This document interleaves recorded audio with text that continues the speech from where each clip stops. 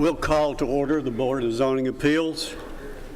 If you'll please stand for the pledge. Veronica, would you lead us in the pledge, please? I pledge allegiance to the flag of the United States of America and to the republic for which it stands, one nation, under God, indivisible, with liberty and justice for all. Please remain standing for a moment of silence.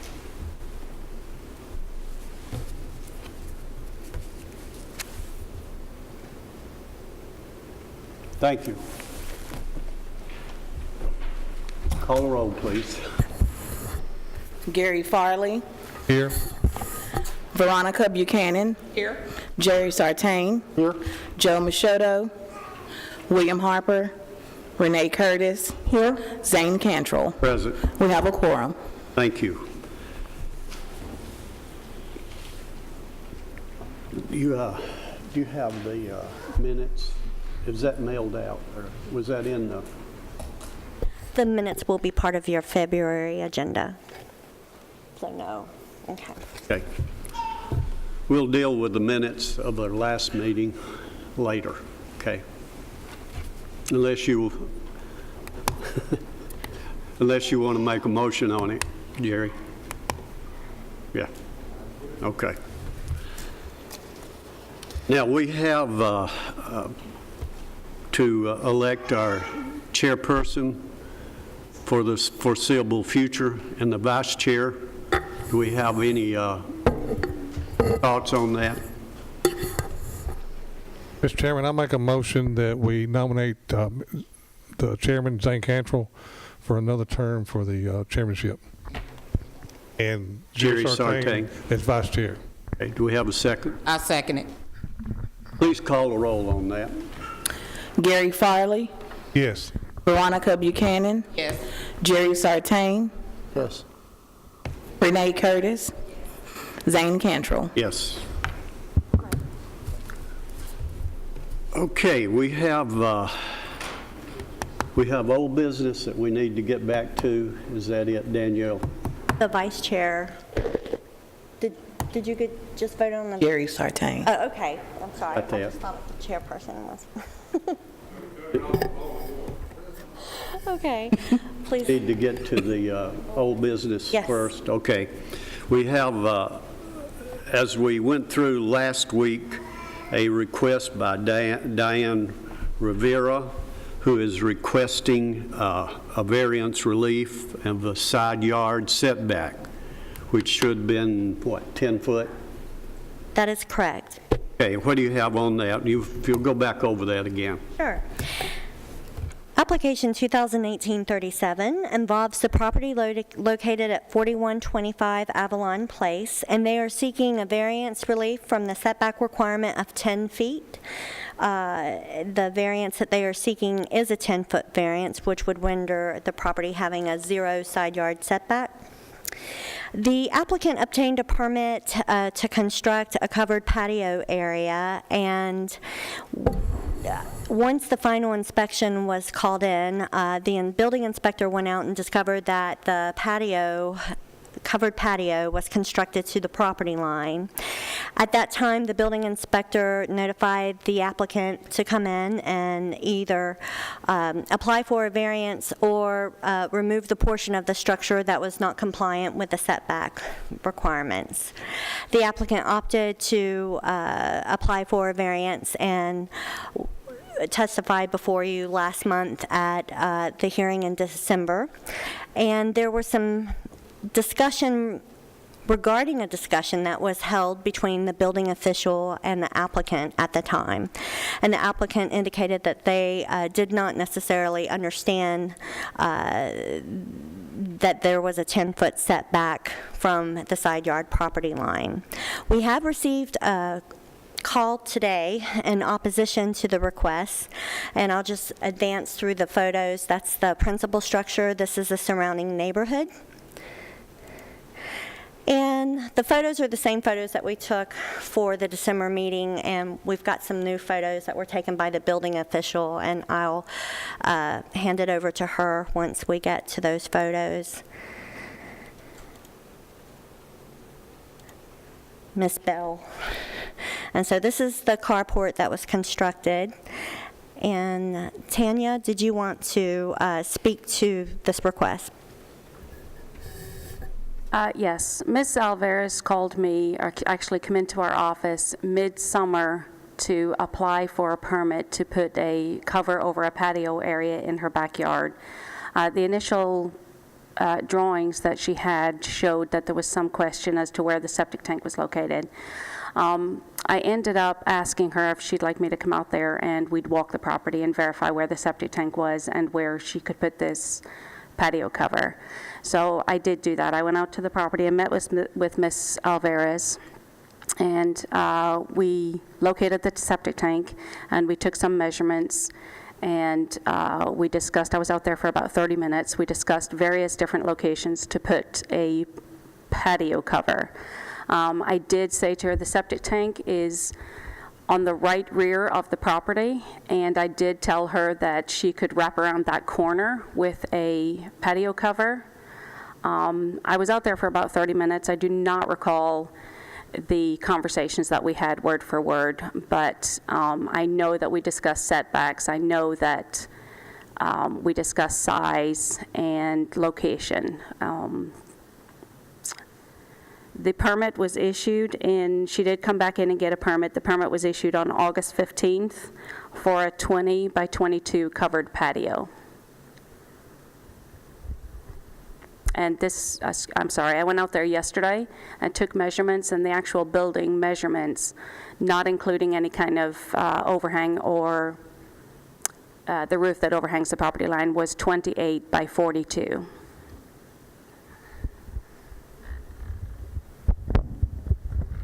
Have anything else, Danny? No, sir. Okay. Those people who are responsible for this, would you come to the podium?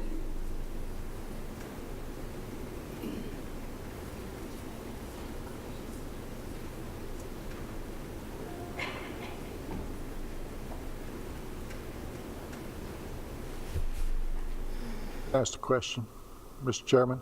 Yes. My understanding is it's not just zero anymore, that the overhang is actually hanging over into the other property. Is that correct? Yes, that was just brought to our attention, that it extended 18 inches, the overhang. That is correct. If you can see in some of those pictures, I took a picture of the property line. These fence panels right here, if you'll go back one, Danielle. Pardon? The fence panels were actually removed to put the structure, the wall of the structure is actually on the property line, and the overhang is about 18 inches over onto the other side of the other property. Thank you. Do you have anything else that you would like to add at this time? You'll give us your name and any additional information. Who is your builder? I was just here to translate. Speak into the microphone up here. I'm just here to translate for them, just to make sure everything is clear and she understands everything. Yes, it's Carlos Mata. So, está preguntando que quién es tu constructor. Her husband is the one that built everything. He's got a framing construction company. Any questions? Is her husband a licensed contractor? Yes, he is. Okay. The last meeting, she said that she was told by our building official that it was okay to do this.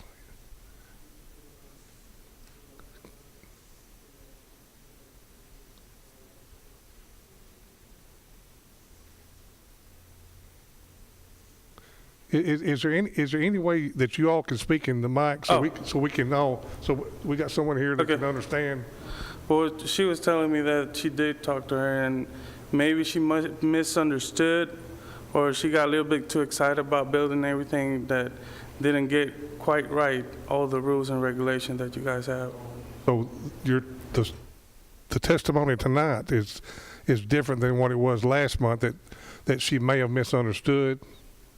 Lo que estás diciendo ahora es diferente a lo que dijiste la vez pasada, que a lo mejor no le entendiste. No, sí le dije que ella me dijo que puedo hacer todo lo que yo quería ahí, pero a lo resto a lo mejor no le puse atención a ella, lo que me estaba diciendo por la emoción. Okay, so she said that she did what's your name, ma'am? I'm sorry. Tanya, I guess you talked to her before? Well, she did say, she's saying that you told her that she could do anything she wanted. But if you told her all the rules and regulations afterwards, she couldn't understand you really good.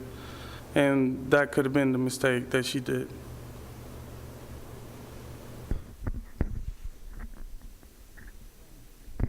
Gary? Can you explain why the building permit was 20 by 22 feet clearly, and that the structure is 28 foot by 42 feet? ¿Puedes explicar por qué en el permiso dice que es de 20 por 22 lo que podían construir y construyeron de 20 por 42? Eso la verdad no te puedo explicar porque justamente hacemos 22 por 23. Creo que She said that she couldn't really explain that because according to her they built 20 by 23.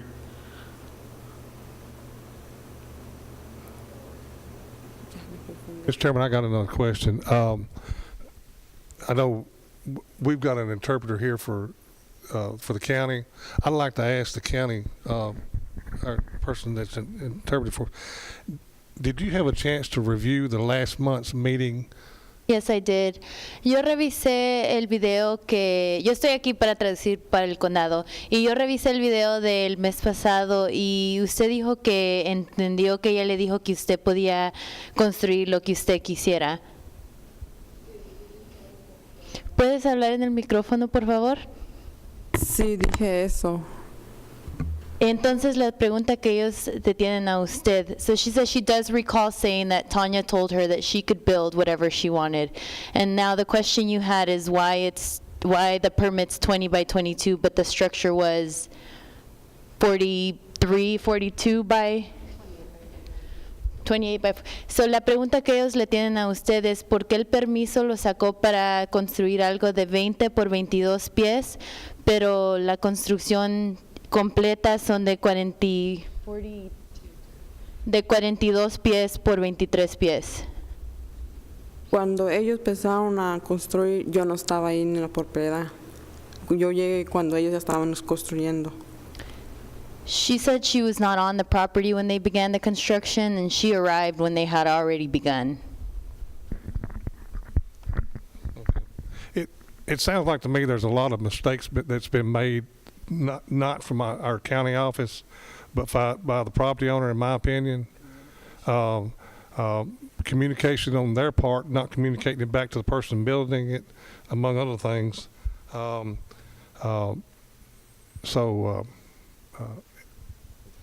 There have been a... Question to interpret it. In looking at the testimony from last month, was there any discrepancies that's anything added to from the interpreter from her? Yes, the interpreter was saying that she said that Tanya said she could build whatever she wanted and that it was okay because it was the brother-in-law's property. And that was the continued statement that the brother-in-law was okay with it hanging over the fence line. Okay. I'm good. Okay. Any other questions? Thank you. You may be seated.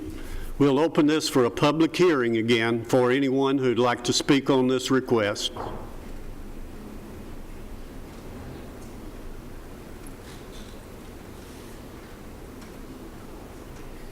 Let the record show there's no one to speak. We'll close the public hearing. Mr. Chairman, I'll make a motion that we deny the request based on it's unlawful and against our zoning ordinance.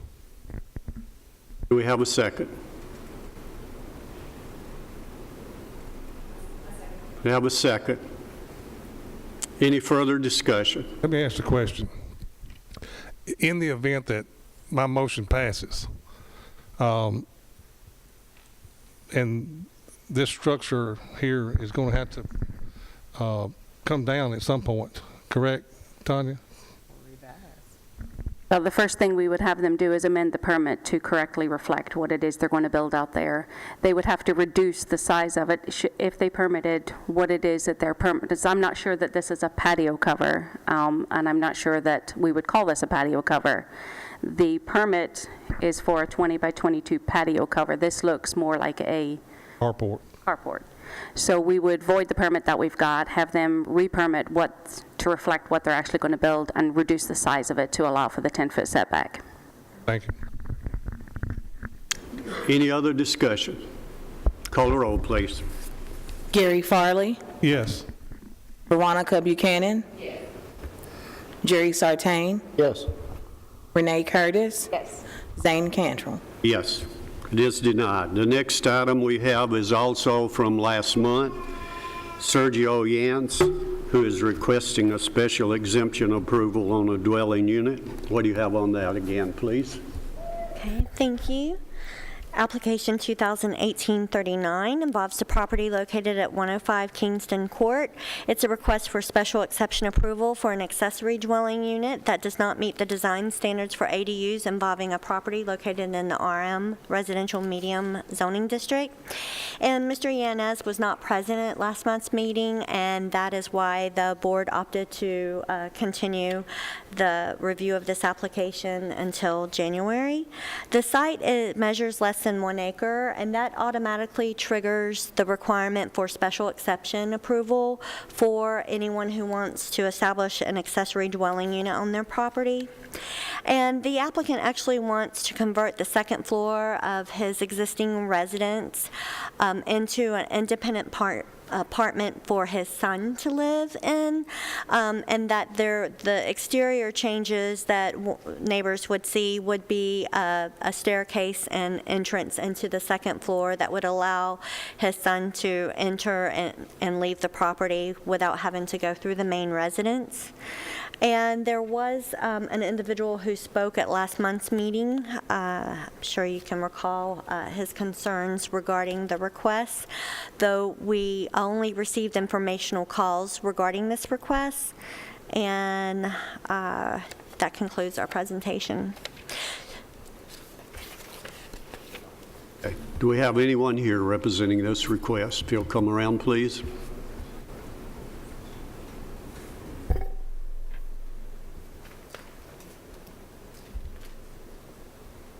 Give us your name and any additional information. I'm Sergio Yanez. Do you have anything else to share on this request?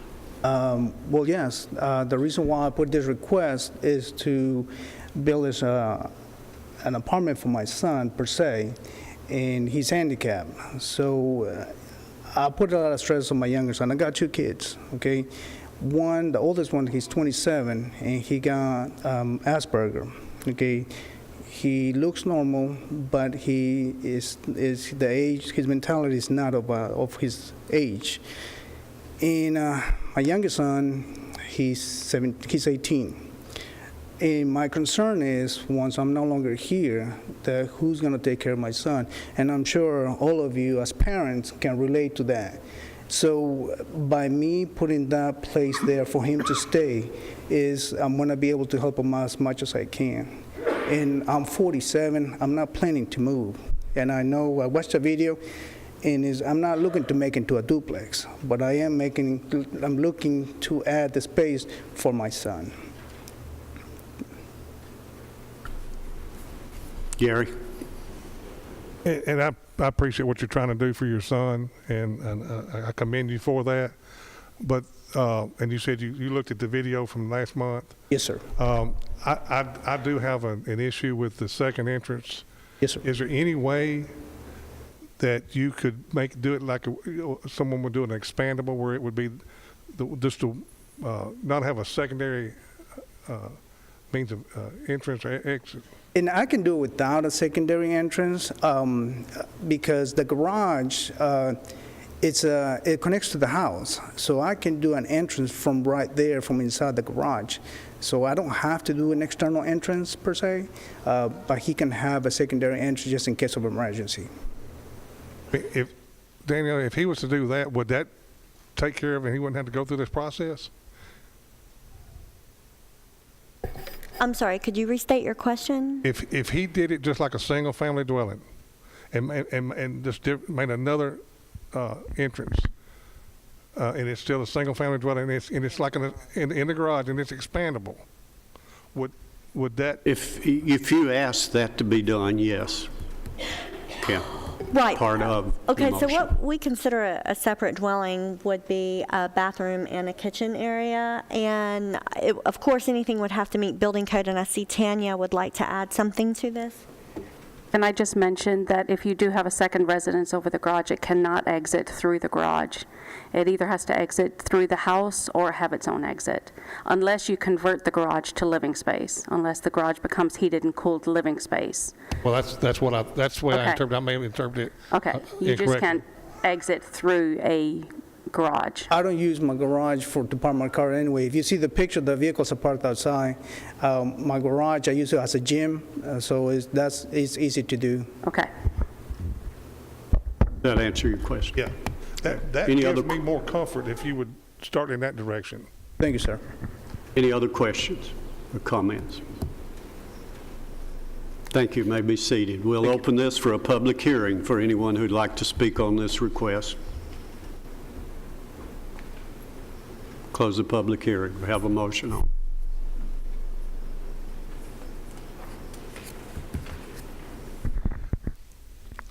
Mr. Chairman, I'll make a motion to approve the request, but I would like to see the refiguration of the garage for the entrance to come through that way, and it be part of the house instead of having a secondary means of egress. Okay, and you make that a part of your motion? Yes, sir. Okay. Do we have a second? Got a second? I'll second it. Okay, got a second. Any other comments? Call the roll, please. Gary Farley, Yes. Veronica Buchanan, Yes. Jerry Sartain, Yes. Renee Curtis, Zane Cantrell. Yes, it is approved. New business. We have a request by Audio Paint Masters, special exemption approval for an establishment of home-based business. What do you have on that, please? Thank you. Application 2019-1 is a file by Auto Paint Masters, and it involves the property located at 7775 Low Christiana Road. And it's a request for special exception approval for the establishment of a major home-based business involving a mobile detail and paint business. The lot area is 5.1 acres, and it's located in the residential medium zoning district. And the applicant, this is the result of code enforcement action. We had received some complaints regarding business activities taking place at this site, amongst other issues, which fall under another jurisdiction. However, the applicant would like to operate their business in an existing 40 by 40 detached accessory structure. It's an auto detail and paint business, and their business days and hours are Monday through Friday as needed. The applicant plans to have one sign attached to the building. It will need to comply with the 5 square foot maximum requirement for major home-based businesses if this is approved. They propose to have only one employee to be located at the site, and only 2 to 5 vehicles will be stored on the property at any given time. And so this is the property here as a single-family residence, and this aerial is misleading because a portion of these buildings that you see has been removed, but the activities will take place in this portion that's located towards the rear of the property. And so these are photos that were taken by the building official. We do have some concerns regarding the actual activities involved with this particular business, and there are some building code requirements that would have to be met. And Ms. Bell, could you expound on that? We met with Mr. and Mrs. Williams at the office, and Mr. Williams mentioned that he did do some spot detailing and some spot painting on auto vehicles as a part of this business. And while the fire code, he stated that he used less than 8 fluid ounces, I believe is what he said. And while the fire code doesn't require a paint booth, the property maintenance code does. Anytime you have any type of vehicle painting on a residential lot, the property maintenance code requires a approved paint booth.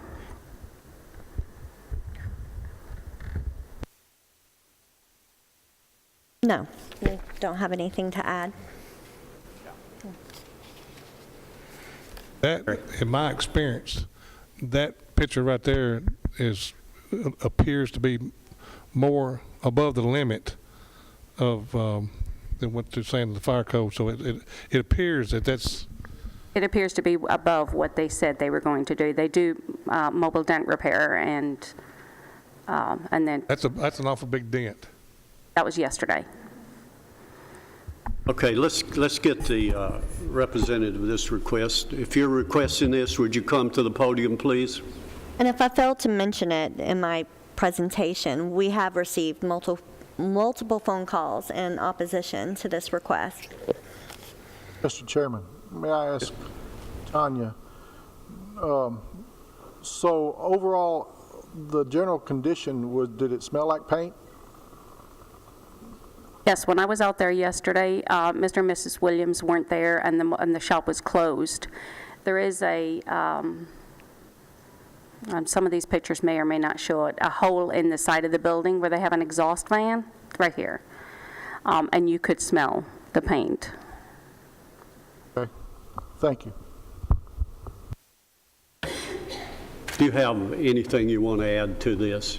Well, we're just trying to follow the advice of the codes department and the permit that we need to get to have overflow for my mobile paint business. We work at Wyatt Johnson Ford, some of the dealerships around Murfreesboro. It wasn't a dent, it's spot paint repair. So that was, and we do panel work, so we do all kinds of small panel work, but sometimes we have overflow from our dealerships that need to be painted that take to our house. So we're just trying to do what we need to do to be able to do that at our house. Where is your dealership? Wyatt Johnson Ford in Nashville. Multiple. We have multiple dealerships that we do mobile work. And we repaired. If you speak into the microphone. Most of our work is done mobily. Go ahead. So that's what we're trying to do, is just find out what we need to do to get this, some overflow work that we have done at our house, our home, Okay, in our shop. Clarify a little bit. So most of our business, about 90% of our business is mobile. We take our trucks and mobile trailers to the dealerships, and we repair, touch up, color, sand, and buff scratches, detail, paint bumpers, fenders, quarter panels, whatever it is, small stuff. And the EPA requires us to paint 8 ounces at a time when we're spraying. Not total. Yeah, at a time. And then we started having overflow, and with this especially the last 2 months, with all the bad weather and the rain, they send them to the house where we wouldn't be able to work if we didn't have somewhere to bring them. We pick them up and deliver them. Mm-hmm. And we pick up all the vehicles and deliver them back. No one comes. But a lot of the vehicles that you see there are personal vehicles. Yeah, I was going to add, most of those vehicles in that picture are our personal. We have 7 personal vehicles and work vehicles. So that's why we wanted to get this permit where it allows us to have a lot of vehicles there. Trailer, she has a big horse trailer. Our daughter barrel races, so we have a big arena where we have a lot of horses, and so there's a lot of vehicles there, and it looks, probably like there's a lot of customer cars, but it's not. It's our personal vehicles. Tractor. We have any questions? So y'all were operating, and I guess a complaint come in, and that's how we found out about this. And it's currently I'm building it myself, so I'm not finished with it. So it's still under construction, kind of, adding things and building. So basically, y'all were operating a business without prior approval. What do you mean? Y'all were operating a business without prior approval? Out of your home? We were, I don't know. yes. Okay. Only because we were under the impression, like, if we get a call from a customer, I could come to your house and repair your front and rear bumper At your home. at your home, in your driveway. If I'm to standards, the EPA standards, and I only spray a certain amount at a time, or I use the right. Because we're mobile. But that's a different, but this is a business that you're operating out of where you're at. Did it ever occur to you that you've outgrown this? You talk Out what? about you talk about you do your everything mobile, but this isn't mobile. So did it ever occur to you that you're outgrown what you're doing at home? Like That you should go to Well, it's because a of the weather. commercially available building to do what you do. No, it's not, because most of our work, like she said, is done at the dealerships. And some of it, 3 or 4 cars that we bring back throughout the week. And we do work out of my mobile trailer. Some of it's done in the shop that we have, and some of it is mobile. I have a mobile trailer that I have out there. But you're doing it at your home. Yeah. Should be able to do anything we want at our house. Right? Okay, well, that's No, what sir, we're not- trying to figure out what we No, need sir, to do. not when it's in violation of the zoning ordinance and things like that, you can't. That's what we need to find out. That we're taking the advice of the codes department to get this figured out where we can. There's all kinds of other businesses around. There's body shops. We've driven around our neighborhood too. There's air conditioning businesses with stuff all over the yard. We try to keep our stuff clean and neat, and we're still under construction. So we're trying to get the things in order where we're doing it the right way. So that's why we're here. Any other questions? Renee? Turn it on. Where do you dispose of all your chemicals, your paint cans, and so forth? We have a 50-gallon drum. What's it called? Something, Kim? Auto, And we just put it in there. It's not that much. Does that company come and? Yeah, they come. it's a chemical company. What is it called? I can't remember the name of it right now. Something Kim. It's on the side. I didn't know I needed to bring that, or I would have. Auto Chem? I wanna say it's No, Auto it's Chem. not Auto Chem. Maybe it is. I don't How often do you have that removed? Well, we have a dumpster that we have removed that's not in the right place either, but because hauling trash and stuff away, but they pick it up once a month, a big dumpster that we put all of our cans and stuff in. We hire in a dumpster, a waste company. So you have a professional, commercial-sized dumpster? Mm-hmm. Well, it's a smaller one. How small? 15 by 10 maybe. Steel container. Through. Renee, are you through? Veronica? Okay, I have a question for Tanya. Can you tell me what is it going to take for this to get in compliance?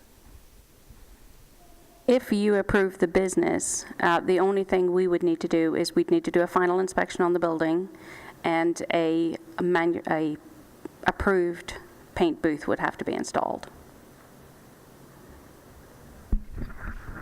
Any other questions?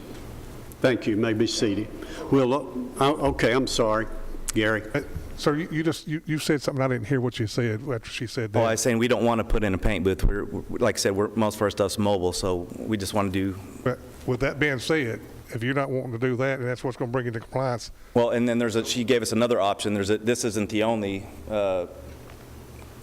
permit we can get. There's a second one that's for smaller, even smaller than what we're trying to apply for here, right? Is that what I understand?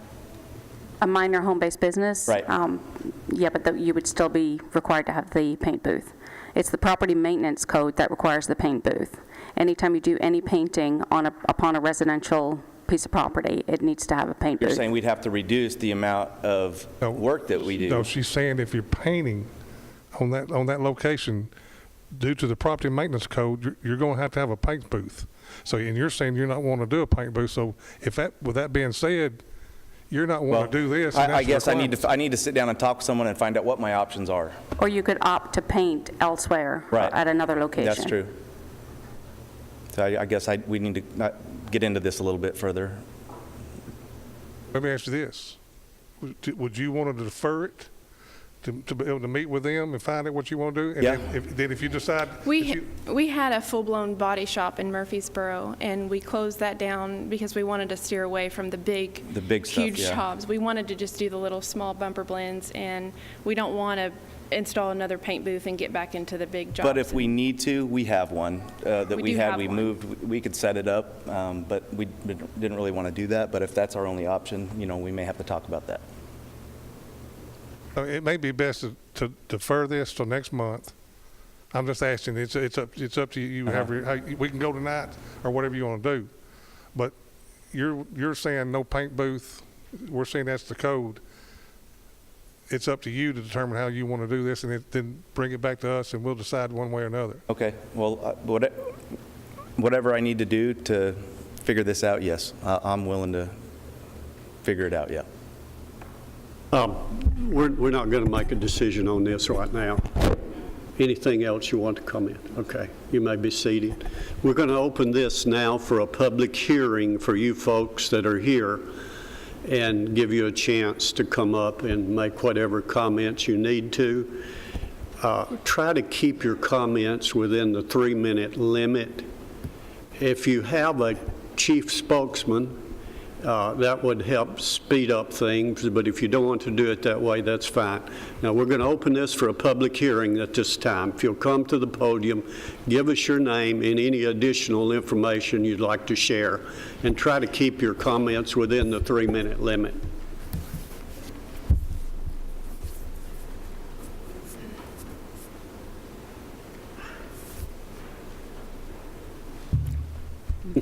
It won't bite you. I'm a little short, so to do that.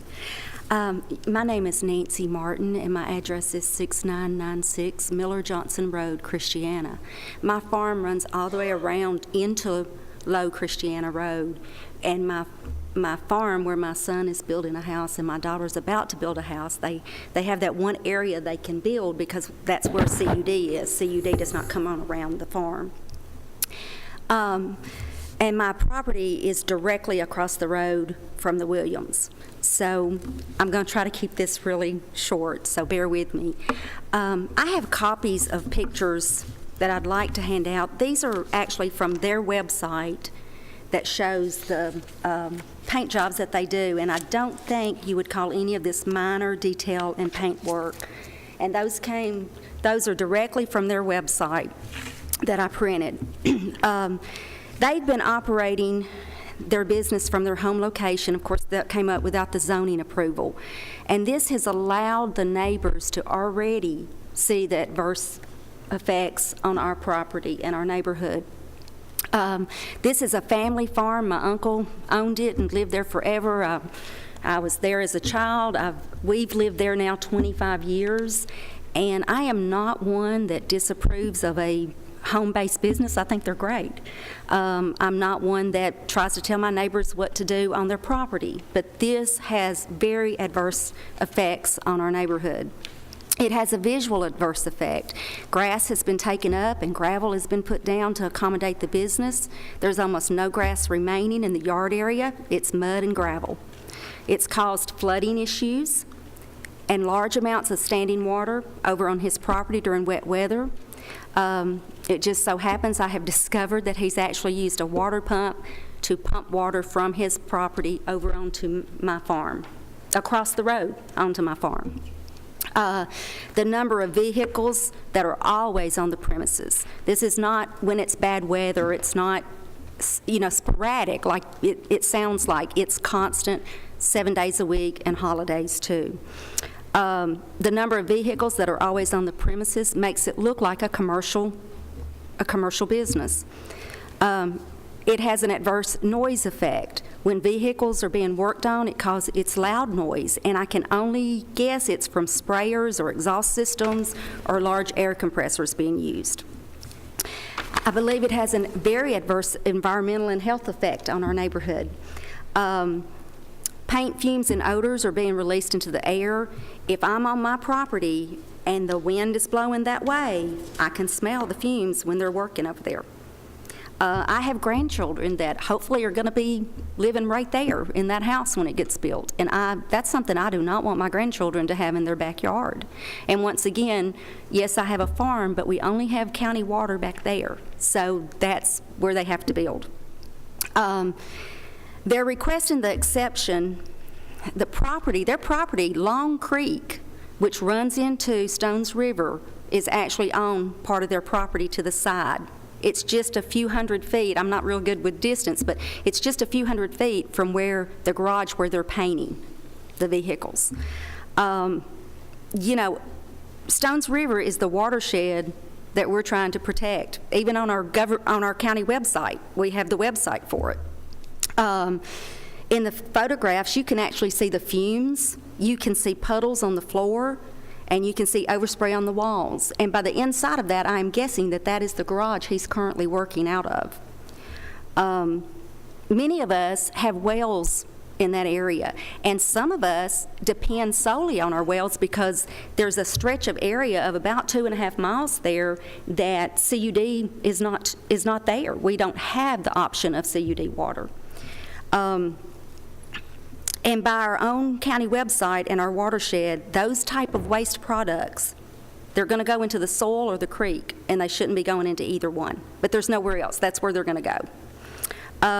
The Rutherford County website also linked me to the EPA, and boy, was that an eye-opener. It regulates the paint mixing rooms, the types of sprayers that can be used, the types of cleaners you can use, the required ventilation, even the rags that you dispose of because they have chemicals on them. And when working with antique cars, which you see pictures on their website of the antique cars they've redone, you get into a whole new list of EPA rules and regulations because most of the antique cars have lead-based paints. Some of what the website stated, the EPA website, was auto body and mobile equipment refinishing operations are known to emit cadmium, chromium, lead, manganese, and nickel compounds. This industry is one of the top industries under the Clean Air Act. It also states that dangerous releases of hazardous air pollutants can occur if an auto body shop does not operate in compliance and regulations. It also states that breathing these type of particles can cause respiratory problems and other harmful health effects. And also, isocyanate, I'm sorry, I have a hard time pronouncing that, are hazardous air pollutants that come from this type of operation. And according to the CDC, these are powerful irritants to the mucous membranes of the eyes, the gastrointestinal, and respiratory tracts. So once again, by their own website, Auto Paint Masters has been operating a commercial business in a commercial zone for 15 years. They work on all sizes and types of vehicles. They work with dealerships, but they also work with individuals on rebuilding and refinishing vehicles, including commercial and antique vehicles. They are requesting to move this commercial business to a residential and agricultural area within a few hundred feet of Long Creek, a viable source to the Stones River watershed. This has been, you've had complaints already from neighbors. They're still operating as of today without a zoning permit. And this is going to continue to have an adverse effect on the surrounding properties and homes. And I respectfully request that you deny this exception. And you can see in the audience all of these people that are here. If you'll raise your hands, guys. There's not a lot of neighbors out in that area, but they're here. And this is how important this is to us. Thank you. Thank you for your time.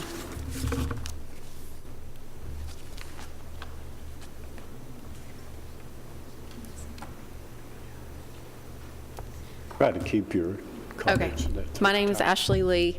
I live at 7777 Low Christiana Road. I share the property line with 7775. So you can see on the other side of the red, if you come down, that's my property. So I'll try and be very brief and not repeat the things that she just said. One of my concerns is safety. We are in a volunteer fire department service area. Our closest hydrant is on Wayside Road. That's 1.5 miles away, and our ISO is 6. As far as the dumpster that was discussed, it is aesthetically not pleasing, but when they come to pick it up and move it, it does block the roadway because it sits at the edge of the driveway. And it's on the curve there, so it's not very easy to get in and out. I know the smell was mentioned by Tanya Bell when she was there. We can smell it from our house. January the 1st, I don't know why, but it was very strong at around 3 p.m. As far as noise, we can hear the air compressors. My mother-in-law just spent 2 weeks with me. She commented on how loud it was when she was outside. They're operating outside of the posted business hours that was discussed, the Monday through Friday, Saturdays, Sundays, and after hours and holidays. I head down to talk about the box truck, so they're painting outside. I do want to talk about environmental. I have beehives that sit about 400. I'm not very good at estimating, about 400 feet. So if you see where my house is in the picture, they sit directly behind my house where my fence is. I'm not okay with chrome, lead, cadmium, manganese, nickel compounds. If it is approved, I will move my beehives. I don't feel comfortable keeping them there. I think I don't want to take that honey, so I'll have to look for another bee yard. And that will be an inconvenience to me to have to drive to manage my bees. We also have a well. We also have the EPA concerns. I won't recite everything that Mrs. Martin just went over. But also, I know we were marked for residential, but as you can see, there's not a ton of houses, and we do have a lot of agriculture. We have soy fields, corn, all within a mile radius of the property, and we also have folks that have cattle for beef and folks that have large gardens. So while this isn't comfortable for me to speak out, I share a property line, obviously have no hard feelings towards the Williams. I'm not okay with this, and aesthetically, it's just not pleasing. There's lots of cars. Like they said, they have 7 vehicles, plus their one staff member, and then the cars they're painting. And as I said, they have the barrel racing arena, the old barrel racing arena. You can see it up there too. And then I also want to note, while it says 5 acres, they do have 5 acres, but some of that is creek, and then as you can see, it's wooded, and then some of that is in a flood zone that's not usable, where the rock is. So that's just kind of property that's not, when it's, say, 5 acres. But anyway, I appreciate your time, and I won't repeat anything else. How many hives do you have on your property? I had 6. I just lost. I had 5, and I just lost 2 hives. There is a state law that prohibits any kind of chemicals that would adversely affect honeybees. Thank you. Next.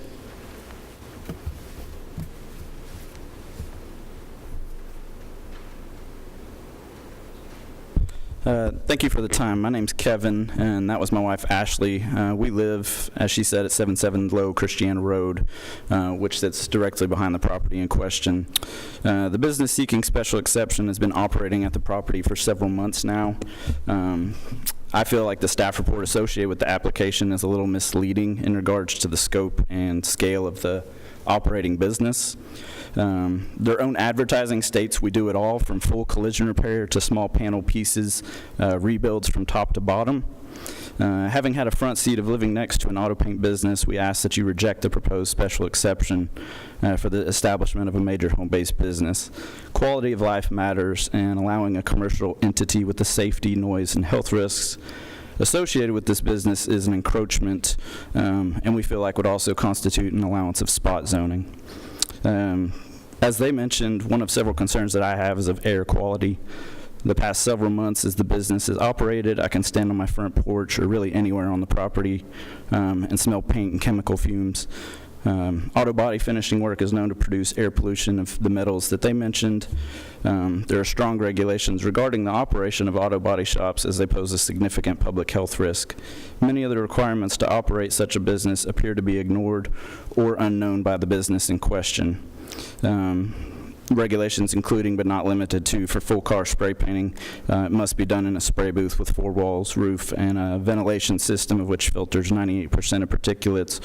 Or for just parts of cars, it must be painted in a booth with 3 walls, roof, and a ventilation system that pulls air into the spray booth. As you can see from the photos, it's just a vent spitting straight out into the air. Doesn't appear to have any ventilation at all. Is the business in question compliant with all county, state, and federal rules and regulations? Has the business in question obtained an air quality state operating permit? Are they in compliance with federal EPA Area Source Rule 6H? Are they in compliance with OSHA regulations? Do they have a written methylene chloride minimization plan? The exposure to such pollutants will not only have a potential effect on my family and other families, including children in the area, we also have concerns what effect the pollutants could have on our dogs, cats, chickens, and honeybees. As she mentioned, we have a small apiary that sits as I measured, approximately 425 feet from the business in question. The difficulty in maintaining a healthy bee population will likely be compromised. Considering these concerns, we feel it is a matter of public health and safety that you reject the proposal. Again, I would like to reiterate that this and other complaints are not ones of possibility, but of experience, as the business has already been operating for 3 to 4 months at the property. The health risks, noise, and substantial decrease of the surrounding property values I feel necessitates that you reject the proposal. Thank you again for your time. Thank you. Next.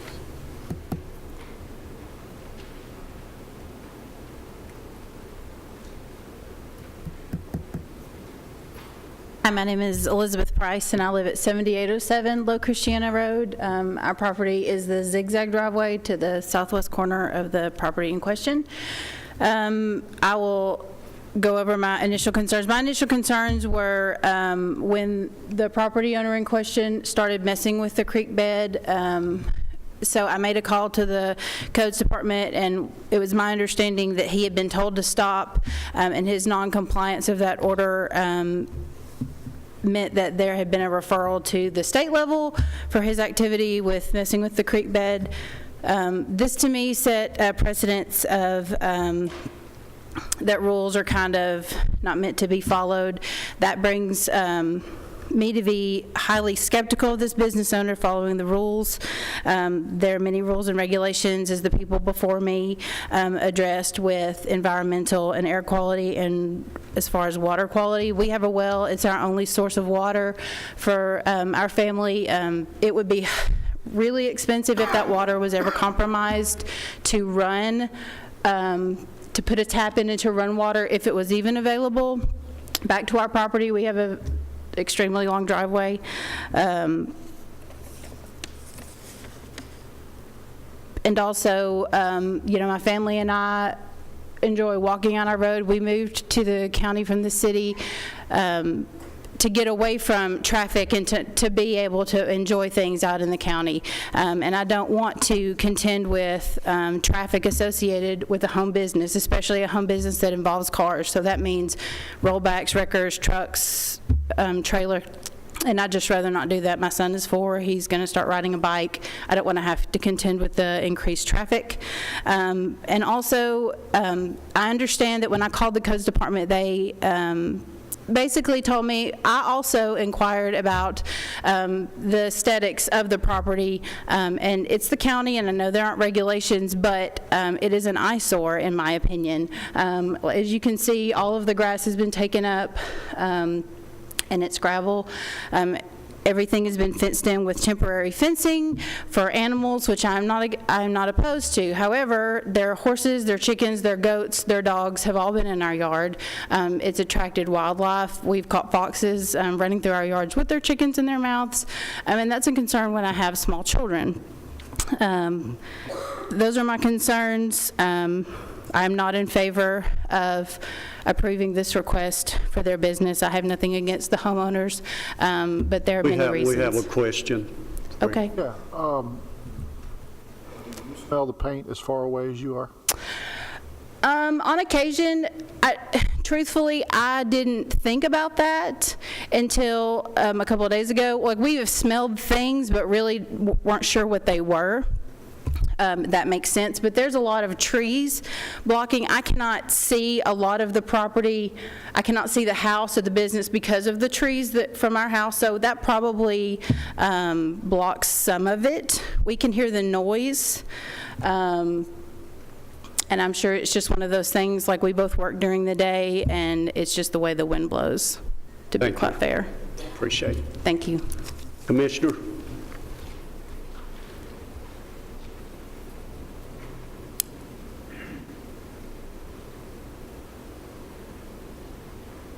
Joe Frank Jernigan. I represent this area, and I've had numerous calls from people concerned over this right here.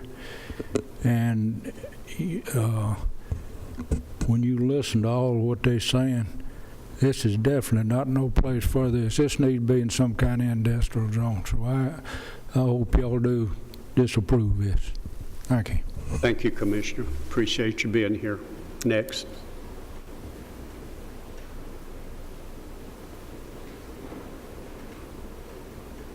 The last one.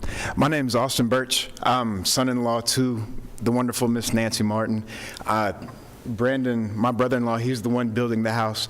We are looking at building a house right across the street, right across the road from this lot. I guess the detriment of going last, a lot of my concerns, a lot of the problems that I see have already been brought up. I enjoy the hobby of beekeeping, which, as somebody before me has already said, that she's lost 2 hives. Is that a coincidence since this has happened? We don't know. I do have small children. We're afraid of just the pollutants, the chemicals, everything like that has been brought up. I guess just a small question.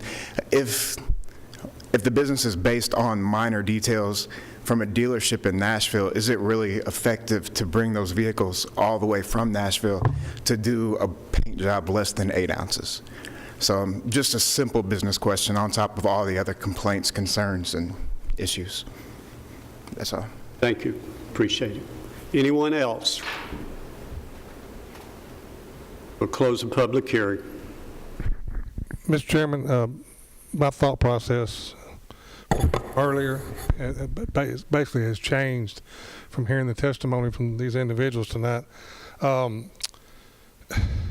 If Mr. Williams wants to get with codes and figure out what he's got to do, he can do that after later on. But my motion is right now to deny the request, and he can get with him and figure out what he wants to do. Then he can decide if he wants to bring it back or not. Based on what? Based on it's an environmental. Well, based on it's a code violations. Okay. Code violation. All right. Do we have a second? I second it. Have a second. Any further discussion? Call the roll, please. Gary Farley. Yes. Veronica Buchanan. Jerry Sartain. Yes. Renee Curtis. Yes. Zane Cantrell. Yes. It is denied. Any further business before the BZA? Thank you all for being here. We appreciate it. And let me say to the BZA board, thank you for your confidence in me, and Jerry as well. I'm sure he has a few things to make, comments to make, but anyway, thank you very much. Is that what you want to say, Jerry? I was asking about the minutes. Okay. What is?